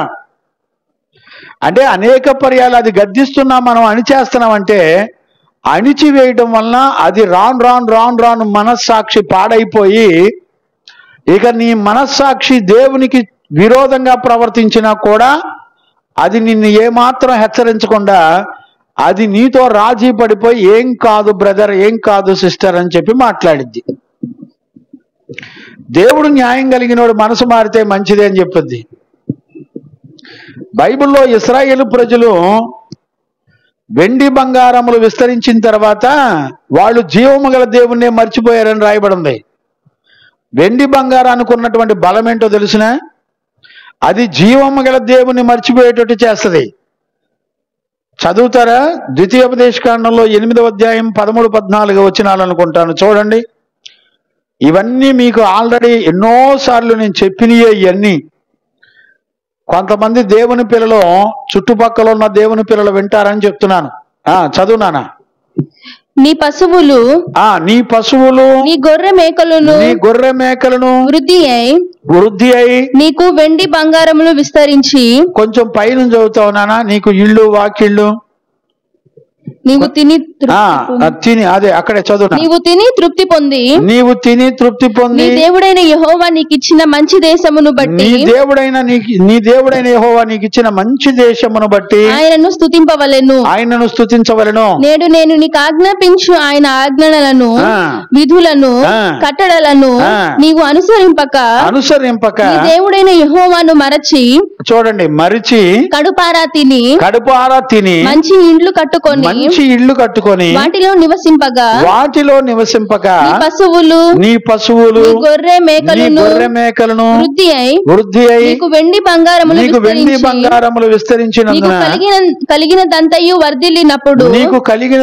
వర్ధిల్లినప్పుడు నీ మనసు మదించి దాసుల గృహమైన ఐగుప్తు దేశములో నుండి. గమనించారా నాన్న? దాసుల గృహమైన ఐగుప్తు దేశంలో నుంచి నిన్ను విడిపించిన నీ దేవుని మరిచిపోతున్నావు నువ్వు. ఏమండి, మంచి ఇళ్ళు వాకిళ్ళు కట్టుకున్నా కూడా మనం జీవము గల దేవుని మర్చిపోయేటట్టు చేస్తాయి. మన వెండి బంగారాలు కూడా దేవుణ్ణి మర్చిపోయేటట్టు చేస్తాయి. మనకు రక్షణ ఇచ్చి మన పాప శాపమంతా కూడా ఆయన భరించి మనకు విడుదలిచ్చిన జీవము గల దేవుని మర్చిపోదు. చూడండి, ఈ వాక్యాలు వింటున్నప్పుడు మనకేమాత్రం కూడా భయంతో కూడిన మనసు రాదండి. ఆలోచించారా? చూడండి, ఇంకా మీకు కీర్తనల పుస్తకంలో నేను ఒక మాటను జ్ఞాపకం చేస్తాను. 73వ కీర్తన 6వ వచనం కూడా చదువునానా? కావున గర్వము కంఠహారము వలె వారిని చుట్టుకొనుచున్నది. కంఠహారము వలె వారిని చుట్టుకొనుచున్నది. వస్త్రము వలె వారు బలాత్కారము ధరించుకొందురు. వస్త్రము వలె వారు బలాత్కారమును ధరించుకొందురు. క్రొవ్వు చేత వారి కన్నులు మెరుకలై ఉన్నవి. వాళ్ళ కన్నులు మెరకలైపోయినాయి అంటే వారి హృదయాలోచనలు, వాళ్ళ యొక్క హృదయం యొక్క ఆలోచనలు బయటికి కానవచ్చుచున్నవి. కంటికి కానవచ్చుచున్నవి. చదువునాను 8 వరకు చదువు. ఎగతాళి చేయుచు బలాత్కారము చేత జరుగు కీడును గూర్చి వారు మాటలాడుదురు. వాళ్ళు మాట్లాడుదురు. గర్వముగా మాట్లాడుదురు. ఏమన్నా అర్థమైందండి? ఎన్ని విషయాలు ఉన్నాయి ఇక్కడ? 73వ కీర్తనలో 6, 7, 8, 3 వచనాల్లో ఎన్ని విషయాలు ఉన్నాయి చెప్పండి. నెంబర్ 1 చూడండి నాన్న, గర్వము కంఠహారము వలె చుట్టుకొని ఉందంట. రెండవది, వస్త్రము వలె బలాత్కారమును ధరించుకుందరు. వాళ్ళు బలవంతంగానైనా ధరించుకుంటారంట. ఎగతాళి చేయుచు బలాత్కారము చేత జరుగు కీడును గురించి వారు మాట్లాడుదురు. చూడండి, మేము వెండి బంగారం పెట్టుకున్నాం, మాకేం కాలేదు కదండి, మేమందరం బాగానే ఉన్నాం కదండి, మేము కూడా ఆత్మీయంగా గుడికి వెళ్తున్నాం, కానుకలు ఇస్తున్నాం, చందాలు ఇస్తున్నాం, అన్నీ బాగున్నాయి కదండి, మేమందరం ఎంత చక్కగా ఉన్నాం, దీవించబడ్డాం, మేము మా ఇల్లు కుటుంబం అంతా కూడా చక్కగా వర్ధిల్లుతున్నాం, మేమందరం బాగానే ఉన్నాం అంటారంట. గర్వం చేత వాళ్ళు మాట్లాడతారంట. గమనించారా? ఎగతాళి చేయుచు బలాత్కారము జరిగించుచు కీడును గురించి వారు మాట్లాడుదురు. చూడండి, కీడును గురించి మాట్లాడతారంట. కీడు అంటే ఏంటి? చీకటి, పాపమును గురించి మాట్లాడతారంట. ఒక వెండి బంగారములు పాపమును గురించి మాట్లాడే విధంగా చేస్తాయి. ఎంతవరకు భయం ఉంటుంది?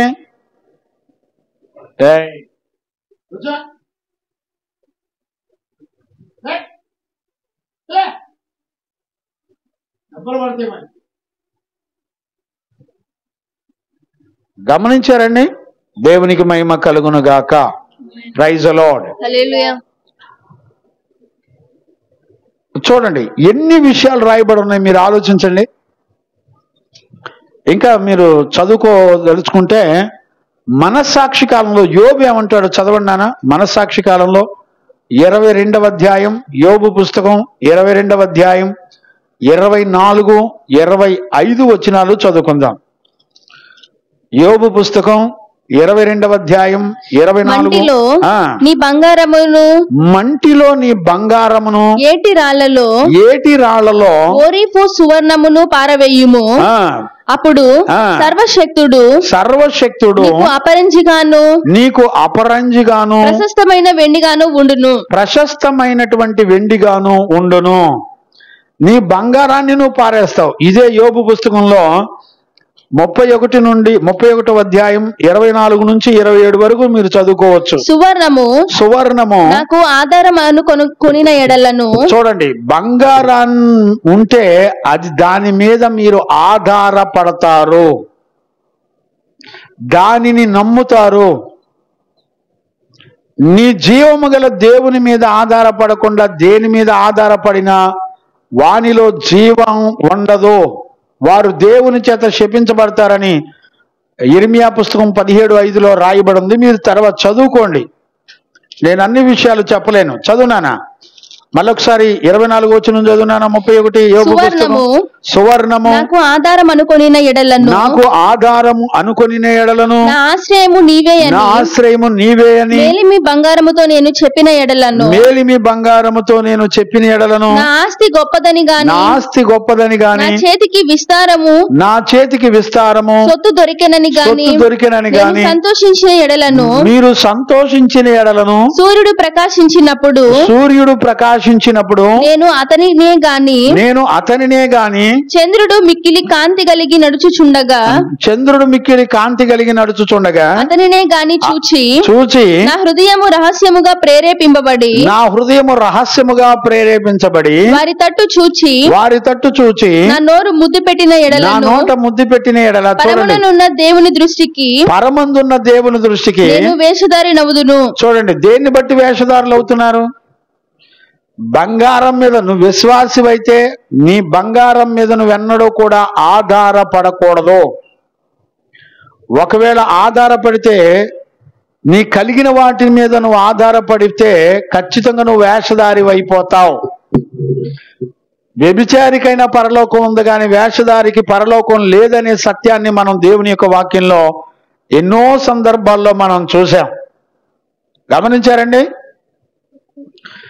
ఈ రోజున ఎవ్వరు కూడా భయపడతలేదండి.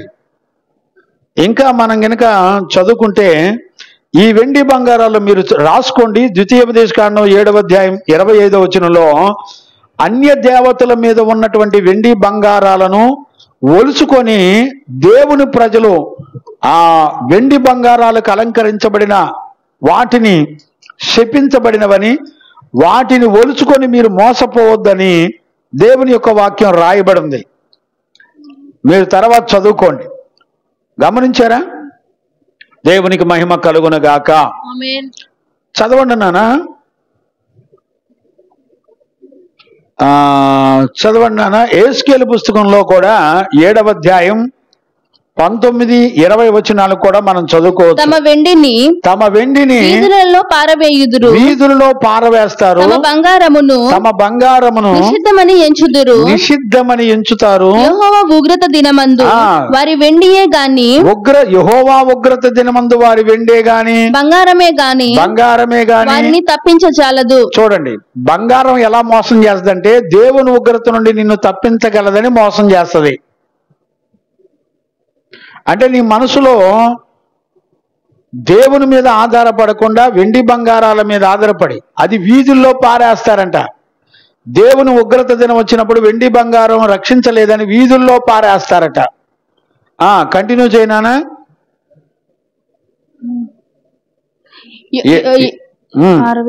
తమ బంగారమును నిషిద్ధమని ఎంచుదురు. తమ బంగారాన్ని నిషిద్ధం, అది పనికిరాదని ఎంచుతారు. యెహోవా ఉగ్రత దినమందు వారి వెండియే గాని బంగారమే గాని వారిని తప్పించజాలదు.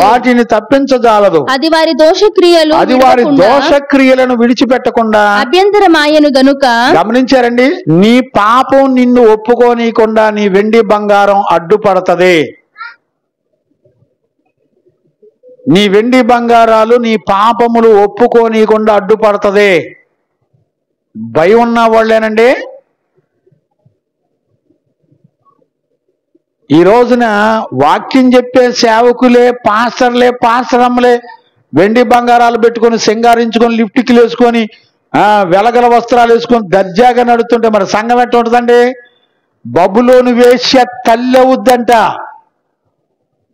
లేఖనాలు నమ్మేవాడు ఎవడు లేడు, వాక్యాన్ని చూసి భయపడేవాడు ఎవడు లేడు. మా సంఘం అంటే ఏమనుకుంటున్నావు, మేమంటే ఏమనుకుంటున్నావు, మా పాస్టర్ గారంటే ఏమనుకుంటున్నావు? ఏమో, దేవుడు చూసుకుంటాడు మిమ్మల్ని. కంటిన్యూ చేయనా? అక్కడే కంటిన్యూ చేయి. అది వారి దోషక్రియలు విడవకుండా, అది వారి దోషం యొక్క క్రియలు విడిచిపెట్టకుండా అభ్యంతరమాయను గనుక దాని వలన వారు తమ ఆకలి తీర్చుకొన జాలకపోవుదురు. తమ ఉదరమును పోషించుకొన జాలకపోవుదురు. శృంగారమైన ఆభరణములు వారు తమ గర్వమునకు ఆధారముగా చేసుకొనిరి. దానితో వారు హేయమైన దేవతల విగ్రహములు చేసిరి గనుక. చూడండి, వెండి బంగారాలతో హేయమైన విగ్రహాలను చేసుకుంటారు. నేను దానిని ఈ రోజున వెండి బంగారాలు అలంకరించుకున్న ప్రతి ఒక్కళ్ళ హృదయాల్లో ఎవరో ఒకరిని విగ్రహాలుగా చేసుకొని బతుకుతారు. వీళ్ళ వెండి బంగారాలు గర్వానికి సూచనలని రాయబడి ఉంది. కొత్త నిబంధనల అపోస్తలుడైన పౌలు ఎంత చక్కగా ఈ లేఖనాల ద్వారా దేవుని సంఘములో వారు వెండి బంగారాల చేత అలంకరించుకున్న వారై ఉండకుండా వారి ప్రవర్తనలో ఇవి లేకుండా ఉండాలి. ఈ వెండి బంగారాలు గర్వానికి గుర్తుగా ఉంచుకుంటారంట. ఒక విగ్రహాన్ని దేవుని కంటే ఎక్కువగా ప్రేమించే వారిని ఈ లోకాన్ని ప్రేమిస్తూ బ్రతుకుతారంట. ఏమండి, ఇవన్నీ లేఖనాలు కాదండి. అపోస్తులు ఏమన్నారు చదవండి. అపోస్తుల కార్యాలు 3వ అధ్యాయం 6వ వచనం చదవండి నాన్న. అంతటా పేతురు వెండి బంగారములు నా యొద్ద లేవు గాని. వెండి బంగారాలు మా దగ్గర లేవు, ఎందుకంటే యేసు ప్రభుని నమ్మిన తర్వాత మేము అన్ని విడిచిపెట్టేశాం. ఏమండి, దైవజనులు ఏ మాదిరి చూపించారు? మీరు అపోస్తుల దగ్గర ఎదిగితే సేవకులు ఎవరైనా అపోస్తులు చక్కటి మాదిరి చూపిస్తారు. అపోస్తుల దగ్గర వెండి బంగారాలు ఉండవు, డబ్బులు ధనధాన్యాలు ఉండవు. ఎందుకని? ఏ రోజు మన్నా ఆ రోజే, ఏ రోజు ఆహారం ఆ రోజే. అపోస్తులు తిని బతుకుతారు. వాళ్ళ పేరు మీద ఫిక్స్డ్ డిపాజిట్లు, వారి పేరు మీద ఆస్తులు పొలాలు ఉండవండి. దైవజనుడికి ఆస్తులు పొలాలు ఉండకూడదు. దైవజనులకి ఆస్తులు పొలాలు ఇళ్ళు వాకిళ్ళు చాలా స్థిరాస్తులు ఉండకూడదు. అపోస్తులు ఎట్ట బతికి సేవ చేసి ఆత్మల్ని దేవుని రాజ్యానికి సిద్ధపరిచారో చూడండి. వాళ్ళకి ఇళ్ళు వాకిళ్ళు అమ్మేసి కానుకలిస్తే వాళ్ళు సంఘంలో పేదవాళ్ళకి పంచిపెట్టారండి. అప్పులున్న వాళ్ళ కట్లు తెంచారు. ఈ రోజున పాస్టర్లకి డబ్బులు కానుకలు వస్తే వాళ్ళకి దేవుడిచ్చాడని వాళ్ళ సొంత ఎకరాలు పొలాలు స్థలాలు పిల్లలకి చదువులు ఎంటెక్లు బీటెక్లు చదివించడానికి ఖర్చు పెట్టే వాళ్ళు ఎక్కువైపోయారు. దేవుని సొమ్ము తీసుకొని లోక సంబంధమైన జ్ఞానం నేర్చుకోవడానికి ఖర్చు పెట్టే వాళ్ళు ఎక్కువైపోయారు. ఈ రోజున మరి వాళ్ళు పాస్టర్లు అంట. మరి దేవుని వాక్యాన్ని బట్టి పాస్టర్లా, లేకపోతే ఎలాంటి దైవజనులో మనకు అర్థం కావాలి. ఈరోజు ఉదయకాలంలో దేవుని యొక్క వాక్యాన్ని మనందరం కూడా చూస్తున్నాం. అపోస్తులు ఆ రోజున వెండి బంగారాలు మా దగ్గర లేవు, ప్రభుని నమ్మిన తర్వాత ఆయనే మాకు వెండి బంగారం. ఆయన మాటలు పరిశుద్ధమైనవి, అవి వెండి బంగారముల వంటివి అని రాయబడి ఉంది కీర్తనలో, సామెతల్లో. చదివే వాళ్ళు ఎవరున్నారు? యెహోవా మాటలు కీర్తనల పుస్తకంలో 12:6 చదవక్కర్లేదు. యెహోవా మాటలు పవిత్రమైన, అవి వెండి అంత పవిత్రమైనవి అని రాయబడింది. వెండి బంగారం కంటే కూడా పరిశుద్ధమైనది, పవిత్రమైనవి దేవుని యొక్క వాక్యములు. వెండి బంగారాల కంటే పవిత్రమైన దేవుని యొక్క వాక్యాన్ని చదివించడానికి ఏ పిల్లలైనా సేవకు అప్పగించే వాళ్ళు ఉన్నారండి? చిన్నప్పటి నుంచి దేవుని భయంలో పెంచక పెద్దోళ్ళు అయిన తర్వాత తల్లిదండ్రులు వదిలిపెట్టి వాళ్ళకి నచ్చిన వాళ్ళను పెళ్లి చేసుకొని బబులోను వేశ్య గనుక ఎలా ప్రవర్తించిందో అలా ప్రవర్తిస్తున్నారు సంఘాల్లో. సేవకులు పిల్లలేనండి, సేవకులే. ఈ రోజున గుర్తుపట్టే వాళ్ళు ఎవరు లేరు. మళ్ళీ అక్కడ సంఘాల్లో కుప్పల జనం. ఏమంటారు తెలిసిన? మా సంఘం అంటే ఏమనుకుంటున్నావు? మాది పెద్ద సంఘం, మేము బాక్సులు పెట్టి సౌండ్ పెడితే దెబ్బకి చిన్న సంఘాలలో నోరు మూసుకొని కూర్చోవాలా? భయం ఉందండి. దేవుని వాక్యాన్ని చూసేవాళ్ళు ఎవరు లేరు. అదే అపోస్తుల కార్యాలు చదువునానా, 20వ అధ్యాయం 33వ వచనం చదువునానా. ఎవరి వెండినైనను బంగారమునైనను నేను ఆశింపకానంటూ చూడండి. అపోస్తుల కార్యాలు 20వ అధ్యాయం 33వ వచనం. ఎవని వెండినైనను ఎవని బంగారమునైనను వస్త్రములనైనను మేము ఆశింపలేదు. అవసరముల నిమిత్తమును నాతో ఉన్నవారి నిమిత్తమును ఈ నా చేతులు కష్టపడినవని నీకే తెలియను. గమనించారండి? అలాని మళ్ళీ ఉద్యోగాలు చేయటం అని చెప్పమాకండి. కష్టపడడం అంటే ఆయన సంపూర్ణంగా క్రీస్తును గ్రహించలేనప్పుడు చేసిన పని. కంకరియాకి వెళ్ళి గుండు కొట్టించుకున్నాడు, డేరాలు కుట్టాడు పౌలు. అలా అని మీరు నాలాగా చేయమని నేను చెప్పట్లేదని రాశాడు. మళ్ళీ ఆ పౌలుకి ఆ క్రీస్తు యొక్క మర్మం ప్రత్యక్షం కాకమునుపు దగ్గర 7 నుంచి 10 సంవత్సరాలు రకరకాల పనులు చేశాడు. ఆ తర్వాత సంపూర్ణంగా ఆయన విశ్వాసం మీద ఆధారపడి సేవ చేశాడు. ఈ రోజున ఉద్యోగాలు చేస్తూ సేవ చేసేవాళ్ళంతా ఇట్లాంటి వాక్యాలను అడ్డం పెట్టుకునేవాళ్ళు ఎక్కువ. కనుక జాగ్రత్తగా అర్థం చేసుకోండి. ఎవరి వెండినైనా బంగారమైనా మేము ఆశించలేదు, వస్త్రాలను కూడా మేము ఆశించలేదు. ఖచ్చితంగా పరిశుద్ధ లేఖనం చెప్తుంది. చదవండి నాన్న, హోషేయ పుస్తకం 2వ అధ్యాయం 13వ వచనం కూడా చదవండి. హోషేయ పుస్తకం 2వ అధ్యాయం 13వ వచనం కూడా చదవండి నాన్న. అది నన్ను మరచిపోయి నగలు పెట్టుకొని శృంగారించుకొని దేవతలకు ధూపము వేసి. గమనించారా? దేవుని మరిచిపోయిన వాళ్ళు వెండి బంగారాల చేత అలంకరించుకుంటారు. వేరొక దేవతలకి దేవుళ్ళకి వీళ్ళు ఏం చేస్తారంటే వాళ్ళ బలులు అర్పిస్తూ ఉంటారు. ఇక ఇవన్నీ లేఖనాల్లో ఉన్న విషయాలేనండి. చదివే వాళ్ళు ఎవరు లేరు. ఇంకా 119వ కీర్తన 127 ఏమని రాయబడిందంటే చదవక్కర్లేదు. వెండి బంగారముల కంటే నీ ఆజ్ఞలు నాకెంతో ప్రియమైనవి అని రాశాడు. నేనేమంటానంటే ఫలానా వస్తువు కంటే నాకెంతో ప్రియమైనదని రాయటం చాలా పేర్లు రాయొచ్చు, కానీ ఎస్పెషల్లీ వెండి బంగారాల గురించి ఎందుకు రాస్తున్నాడు అర్థం కాదండి. సామెతల పుస్తకం 16వ అధ్యాయం 16వ వచనంలో ఏమని రాయబడింది? వెండి బంగారమును సంపాదించుకున్నట కంటే తెలివిని జ్ఞానమును సంపాదించుకున్నట మేలని రాయబడింది. గమనించారండి? బైబిల్ చదివేవాడు ఎవడు లేడు, దేవుని వాక్యాన్ని అర్థం చేసుకునేవాడు ఎవడు లేడు. విశ్వాసులు కూడా వెండి బంగారాలను పోగు చేసుకొని ఎందుకైనా మంచిది అని దాని మీద నమ్మకం ఉంచేవాళ్ళు పాడైపోతారు, మోసపోతారు. ఏ విశ్వాసి కూడా తన కలిగిన ఇల్లు వాకిళ్ళను బట్టి వెండి బంగారాలను బట్టి దేని మీద ఆధారపడకూడదండి. ఇసాకు వాళ్ళ తల్లిదండ్రులు తన కుమారుణ్ణి సంపూర్ణంగా సేవకి ఎందుకు ఇవ్వగలిగారో తెలిసినా, ఇవ్వగలిగిన మనసు ఎందుకు వచ్చిందో తెలిసినా, వాళ్ళకున్న వెండి బంగారం మొత్తం అమ్మి పారేసి 73,000 రూపాయలు అప్పటికప్పుడు దైవజనులకు పంచిపెట్టేశారండి. విషయం చెప్పనా, వాళ్ళ కొద్ది గొప్ప అప్పులు కూడా ఉన్నాయి. అప్పటికి ఒక 30,000-40,000 50,000 అప్పులు ఉన్నాయి. అప్పులు కూడా తీర్చుకోకుండా వాటిని తీసుకెళ్లి వాళ్ళకున్న వస్తువుల ద్వారా వచ్చినటువంటి ప్రతి పైసాని తీసుకెళ్లి పరిశుద్ధుల అవసరాలకి, ఆత్మలు రక్షించబడ్డానికి వాటిని ఖర్చు పెట్టారండి. ఏండి, మేము సేవకు వచ్చినప్పుడు మాకు కలిగిన వెండి బంగారాలు మొత్తం పంచిపెట్టేసాం. కొంతమంది పేదోళ్ళకి, అప్పులు ఉన్న వాళ్ళకి ఇచ్చేసాం, దైవజనులకి ఇచ్చేసాం, సంఘ పరిచర్యలకు ఇచ్చేసాం, కొంత పరిచర్యలు వాడాం. ఏమీ లేకుండా, బ్యాంక్ బ్యాలెన్స్ కూడా లేకుండా 12 రూపాయల కానుకతో సేవ ప్రారంభించి మేము ఈ పరిచర్యను కొనసాగిస్తున్నాం. అందుకని దేవుని యొక్క వాక్యం ఏమని చెప్తుంది తెలిసిన? విశ్వాసం కానిదేదో అదే పాపం. విశ్వాసం మీద ఆధారపడకుండా తల్లిదండ్రులు సంపాదించిన ఆస్తుల మీద ఆధారపడి బతుకుతూ సేవ చేసేవారు ఎన్నడూ కూడా సంపూర్ణతకు వారి జీవితాలు ఎదగవు అనే సత్యాన్ని ఖచ్చితంగా గుర్తుపెట్టుకోవాలి. అందుకనే పరిశుద్ధ లేఖనం ఖచ్చితంగా చెప్తుంది. గమనించారా? దేవునికి మహిమ కలుగును గాక. సామెతల పుస్తకం 10వ అధ్యాయం 20వ వచనంలో నీతిమంతుని నాలుక ప్రశస్తమైన వెండి వంటిది అని రాయబడింది.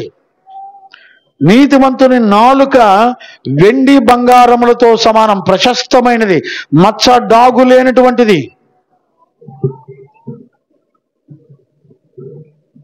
పౌలు చెప్పడమే కాదు, పేతురు కూడా చెప్తున్నాడు. 1 పేతురు పత్రిక 3వ అధ్యాయం 3వ వచనంలో చదువునానా? 1 పేతురు పత్రిక.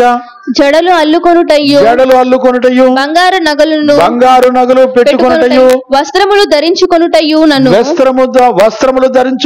అను వెలుపటి అలంకరణ మీకు అలంకారముగా ఉండక. చూడండి, వెండి బంగారాల చేత వెలుపటి అలంకరణ. ఇక పూలైతే వాళ్ళ ఇష్టం, చిన్న పిల్లల దగ్గర నుంచి పెద్దవాళ్ళ వరకు అచ్చంగా మందిరానికి వెళ్ళేటప్పుడే పెట్టుకొని వెళ్తున్నారు. మరి పువ్వులు వేశ్యలు పెట్టుకుంటారని యేసుకేలు పుస్తకంలో రాయబడి ఉంది. చదివేవాడు ఎవడు లేడు, దాన్ని గ్రహించేవాళ్ళు కూడా ఎవరు లేరు. భయము నుండి పాపం చేయమాకండి అని పరిశుద్ధ లేఖనాలు చెప్పబడ్డాయి. గమనించారండి? ఎవరికి అర్థం కాకుండానే పరిస్థితులన్నీ కూడా జరిగిపోతున్నాయి. అందుకనే చూడండి, మొదటి పేతురు పత్రిక 1వ అధ్యాయం 18వ వచనంలో కూడా వెండి బంగారముల వలన మీరు విమోచింపబడలేదు గాని యేసుక్రీస్తు అమూల్యమైన రక్తము చేత అనగా నిర్దోషమును నిష్కళంకమునగు గొర్రెపిల్ల వంటి క్రీస్తు రక్తము చేత విమోచింపబడితిరని ఎరుగుదురు కదా. వెండి బంగారాల చేత మీరు విమోచించబడి రక్షించబడలేదు అని దేవుని యొక్క వాక్యం చెప్తుంది. ప్రసంగి పుస్తకం 11వ అధ్యాయం 10వ వచనంలో నీ దేహమును చెరుపు దానిని నీ యొద్ద నుండి తొలగించుకొనుడి అని రాయబడింది. నీ దేహాన్ని అలంకరణ చేత గర్వం చేత నిన్ను మోసం చేస్తున్న దాని నుండి తొలగించుకోండి. ఏ సంఘాలు దేవునికి భయపడే సంఘాలు ఉన్నాయి చెప్పండి? మా సంఘం, నేనేమంటానంటే, దేవునికి భయపడకుండా వాక్యానుసారమైన జీవితం చేయకుండా పొట్టులాగా 10,000 మంది ఉంటే సంఘంలో ఉపయోగం ఏముంది? దేవుని వాక్యానికి భయపడేవాళ్ళు కావాలి. దేవుని వాక్యమును బట్టి తమ రక్తమాంసములను ఆ శరీరమునకు ప్రాణమునకు కలిగిన కల్మషమును కడుక్కొని పవిత్రపరుచుకునే వాళ్ళు కావాలి. ఎవరున్నారు ఈ రోజుల్లో? యెషయా పుస్తకంలో కూడా మీరు చదువుకోండి, 3వ అధ్యాయం 16 నుంచి 24 వచనాల వరకు. చదువునానా? ఒక 2 వచనాలు చదువు. మరియు యెహోవా సెలవిచ్చినదేమనగా, సియోను కుమార్తెలు గర్విష్ఠురాండ్రై మెడచాచి నడుచుచు. చూడండి, మెడచాచి ఎప్పుడు నడుస్తారు? మెడలో 4 చైన్లు పడితే మెడ సాగిపోద్ది ఆటోమేటిక్ గా.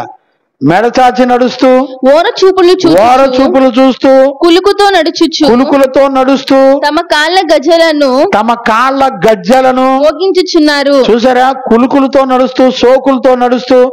నేనేదో అంటున్నాను అనుకుంటున్నారు, వాక్యమే అంటుంది మిమ్మల్ని. కులుకులతో మీరు నడుస్తున్నారు పట్టీలు పెట్టుకొని. చిన్న పిల్లలకి, పసిపిల్లలకి వెండి బంగారాలు, పట్టీలు, ఏంటి నల్లదారాలు, పైపెచ్చు అన్ని జల్లు కంటే దారుణం, కాళ్ళకి నల్లదారాలు కట్టుకొని. మరి వీళ్ళు ఎలాంటి భక్తి చేస్తున్నారో, ఎలాంటి భక్తి నేర్చుకుంటున్నారో సంఘాలకు వెళ్ళి, మరి సేవకులు మరి వాక్యం ఏం చదువుతున్నారో, వాక్యాలు ఏం నేర్పుతున్నారో చూసేవాడు ఎవడో లేడు, గమనించేవాడు ఎవడో లేడు. మరి వీళ్ళందరూ ఎలా వాక్యాన్ని బట్టి సంఘాలు అంటారా, లేకపోతే వాక్యానికి విరుద్ధమైన పనులు చేస్తూ సంఘం అని చెప్పుకొని తిరుగుతున్నారా? వాళ్ళ ధైర్యానికి మెచ్చుకోవచ్చండి. మీరు చదువుకోండి, యెషయా పుస్తకం 3వ అధ్యాయం 16 నుంచి 24 దాకా చదువుకోండి, మన బతుకంతా ఉంటుంది. కొత్త నిబంధనలో చదువుకోండి, యాకోబు పుస్తకం 5వ అధ్యాయం 3వ వచనం నుంచి చదువుకోండి.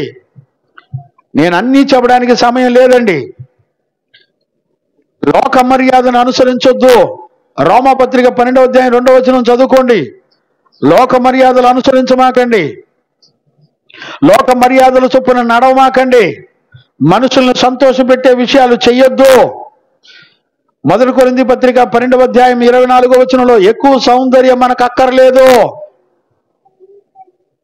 ఎక్కువ సౌందర్యం కొరకు మీరు ప్రయాస పడొద్దు. ఎన్ని రెఫరెన్సులు కావాలండి మీకు? ఎన్నో వందల రెఫరెన్సులు నేను ఇవ్వగలనండి. కానీ చదివేవాడు లేడు, అర్థం చేసుకునేవాడు అంతకన్నా లేరండి. గమనించారా? అందుకని ఒక దైవజనుడిగా నేను అందుకనే చెప్తున్నాను, ఇవన్నీ కూడా విడిచిపెట్టాలి సంఘములో, ఎస్పెషల్లీ స్త్రీలు. అందుకనే స్త్రీలకు ప్రత్యేకంగా చెప్పాడు, నానా స్త్రీలారా అణుకువయు స్వస్థ బుద్ధి కలిగిన వారయ్యుండి తగుమాత్రపు వస్త్రాలు వేసుకొని మీరు వెండి బంగారములు కలిగిన వారే ప్రవర్తింపకుండా, ఇదిగో దేవుని యందు భక్తి కలిగిన స్త్రీలకు తగినట్లుగా పరిశుద్ధ అలంకరణల చేత మిమ్మల్ని మీరు అలంకరించుకొనుడి అని దేవుని యొక్క వాక్యం స్పష్టంగా చెప్తుంది. ఇలాంటి ప్రవర్తన కలిగి సంఘంలోకి వస్తున్నారండి స్త్రీలు. మగపిల్లలు కోపమును సంశయమును మాని పరిశుద్ధమైన చేతులు ఎత్తేవారిగా వస్తున్నారండి పురుషులు. కుటుంబాలు, తల్లిదండ్రులు, కుటుంబాలు, బిడ్డలు, కుటుంబాలు ఇలాంటి నియమం కలిగిన ప్రవర్తన కలిగి మందిరంలోకి వస్తున్నారండి. వాటిని సంఘాలు అంటారా? దేవుని భయం లేకుండా బరి తెగించి తిరుగుతున్న సంఘాల్లోకి వాళ్ళు ఇష్టం వచ్చినట్టు ప్రవర్తిస్తూ, సంఘాల్లో అపవిత్రమైన కార్యాలు చేస్తూ మాది సంఘం అంటారా? 2 పాటలు పాడి వాక్యం చెప్పి రోడ్డు ఎమ్మటి వెళ్ళి కూలికి పనిచేసేవాడు వాక్యం చెప్తాడండి. ఎవరికన్నా అన్ని జనులకు నెలకు ఒక 20,000 ఇవ్వండి, వాళ్ళు దర్జాగా వచ్చి వాక్యం చెప్తారు. బైబిల్ చదివి వాక్యం చెప్పడం ఎవడేం చెప్తాడు, కానీ దేవుడు కోరుకున్న వాక్యం కోరుకున్న జీవితం చేయాలా. అలా చేయడానికి సంఘాలకు వచ్చేవాళ్ళు ఎంతమంది ఉన్నారు? పాటలు పాడడానికి సంఘాలకు వెళ్ళేవాళ్ళు ఉన్నారు. పాడి పాడి పాడి మీ ఇష్టం పాడండి, తప్పులేదు, ఎవరిష్టం వాళ్ళదే. ఏమండి, అంతకంటే ఘనమైంది దేవుని యొక్క వాక్యం. 1 గంట చెప్పండి, వాక్యాన్ని పెంచండి. ఎవరిని సంతోషపెట్టడానికి పాటలు పాడి పిల్లలకి ఇచ్చి పెద్దోళ్ళకి ఇచ్చి గంటలు గంటలు పాడి పాడి పాడి పాడి 2 గంటల వాక్యం చెప్పండి చక్కగా. వాక్యం ప్రజల బతుకులు మారుస్తుంది. వాక్యం వాయుమండలంలో దురాత్మలను గెంటేస్తుంది. బ్రతుకుల్లో ఉన్న మచ్చ డాగులు కడుగుతుంది, పవిత్రపరుస్తుంది. 1 గంట ప్రార్థనలో దిద్దుబాటు చేపించండి. ఇది నా ఆత్మీయ సలహా, అంతే.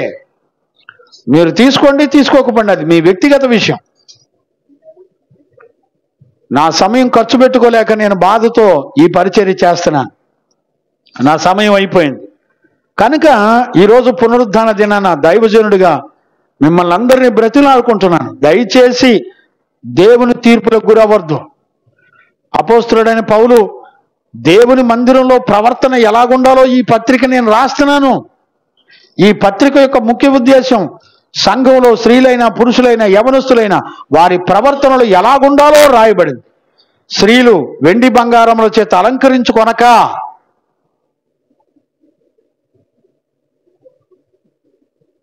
దయచేసి ఈ వాక్యాలన్నిటిని మీరు ధ్యానం చేసుకొని మహిమగల ప్రభు రాకడ కొరకు సిద్ధపడడానికి పరిశుద్ధాత్మ దేవుడు మనందరికీ బోధించి నడిపించును గాక. ఆమేన్. మోకరించండి, ప్రార్థన చేసుకుందాం. స్తోత్రం స్తోత్రం స్తోత్రం స్తోత్రం స్తోత్రం స్తోత్రం స్తోత్రం స్తోత్రం.